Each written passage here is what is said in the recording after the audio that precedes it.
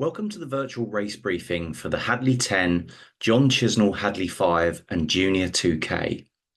There won't be a race briefing on the day, so please familiarise yourself with this information as well as with the course.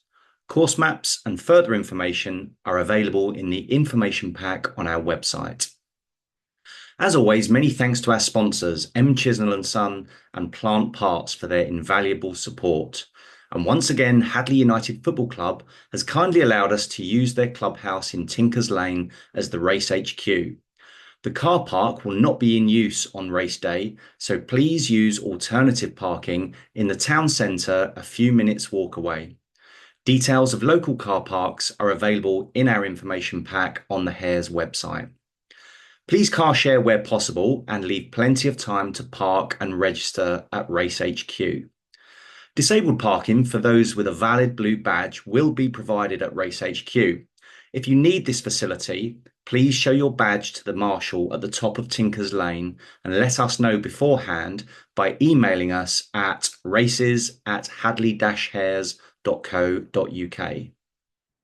We're delighted that the Hadleigh Explorer Scouts have agreed to host our secure baggage area again this year. They are fundraising for local projects and would be very grateful for a donation in return for the safekeeping of your possessions whilst you're on the course. So please have a little cash to hand if you can. Following last year's feedback, we've also introduced bicycle parking as part of the secure baggage storage area. So if you want to cycle down and reduce your carbon footprint, we will look after your bike for you while you race. The ever-popular cake stall will once again be a major feature of the finish area. John Chisnall, for whom the 5-mile race is named, was a lifetime active member of the Hadleigh Hares who sadly lost his fight with melanoma. Please support the efforts of his family and friends to raise funds for melanoma focus by consuming large volumes of cake. You haven't let us down before. If you want a hot drink or a bacon roll, the football club snack bar will again be open throughout the event. Like last year, we will be issuing race numbers on the day, so please make sure you leave plenty of time. Number collection will be available from 9 until 10:30 a.m. at the football club. If you have a pre-existing medical condition, please make sure you make a note of it on the back of your race number and put a red cross on the front. This will ensure that first aid is prompt and appropriate should you have difficulties. If you're in any doubt about a condition you may have and how it may affect your running, you are advised to visit www.runnersmedicalresource.com for guidance and advice. As in previous years, the adult races will be chip timed. You will therefore receive both a chip time and a gun time in the race results. For the purposes of prize allocation, the first 3 open and female places overall will be determined on gun time only, i.e. in order of crossing the finish line. Age category prizes will be awarded based on chip time, i.e. the time it takes competitors to complete the course, regardless of how long it took to cross the start mat. Competitors will each be entitled to 1 trophy only. The age category award will pass to the second finisher in the age category of the first, second and third runners overall. Now, following feedback from last year's race, we have split the start so that the 10-mile runners go off 5 minutes before the 5-mile runners. This should reduce congestion at the start and make it less confusing at the split point just after the rugby club. Runners should congregate in the car park no later than 10:45 a.m, from where you will be directed to the start area. 10-mile runners should make their way directly to the start by turning left at the grass triangle outside Topsfield Cottage, whilst 5-mile runners should turn right and wait in the assembly area to be called forward. There will be marshals on hand to guide you. A horn will sound when your race begins. The course is split at about half a mile, where the 10-milers go straight on following the yellow signs and the 5-milers turn right up the hill following the pink signs. Please also follow instructions from our marshals. The staggered start will mean that the faster 10-mile runners will catch up some of the 5-milers at some point on the course. Please be aware of each other and be courteous to other runners.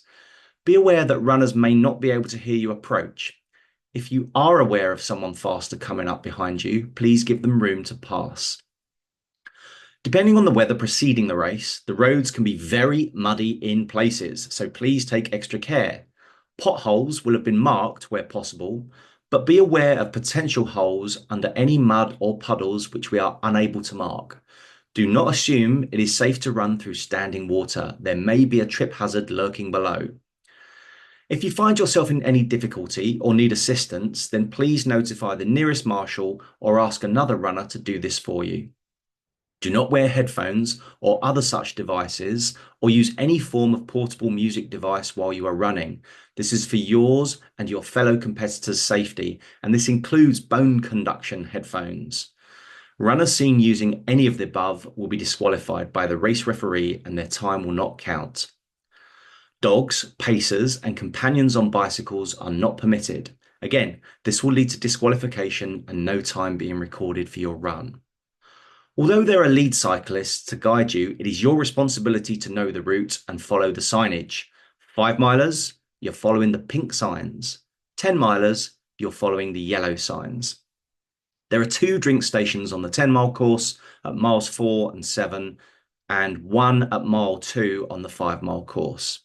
Please don't drop any litter. There are large bins by the water stops, and if you need to leave anything outside of these bins, please give it to a marshal.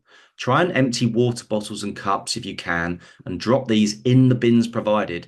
Do not drop litter in the hedges or ditches. The course is on open rural roads throughout. Please be aware of cars, tractors, horses, cyclists, and other road users. Please keep to the left whilst running unless directed otherwise. Remember that our marshals are not legally entitled to stop traffic. They can only advise other road users of the presence of runners and ask drivers to wait if they are willing to do so. You should be aware that the road closure at Topsfield Bridge is only intended to protect the juniors and the start of the adult races. This will be dismantled at 11:30 and the whole of the course will thereafter be on open roads shared with other users. Sprint finishes are discouraged as they can be dangerous. There is an absolute cut-off time of 2 hours and 30 minutes after which the marshals and tail runners will be stood down from their positions and the finish area closed. This is for the well-being of our volunteers who give their time freely to assist us and you, the runners. You will be free to finish the course after this time, but this will be outside of the Hadleigh Hares event and therefore at your own risk. You will not receive a completion time after the 2 hour 30-minute cut-off. This year, we've introduced chip timing and a new course for the 2K race. It will now start in Tinkers Lane outside the football club and end under the timing gantry in the car park. We hope that this will make the juniors feel much more a part of the event than having their own area away from HQ, and we encourage you to support them as they run past. They are the future of our sport, so make them feel special. Please be aware, therefore, that there will be junior runners, some of them quite young, in Tinkers Lane at around 10 a.m. and again as they finish from around 10 past 10.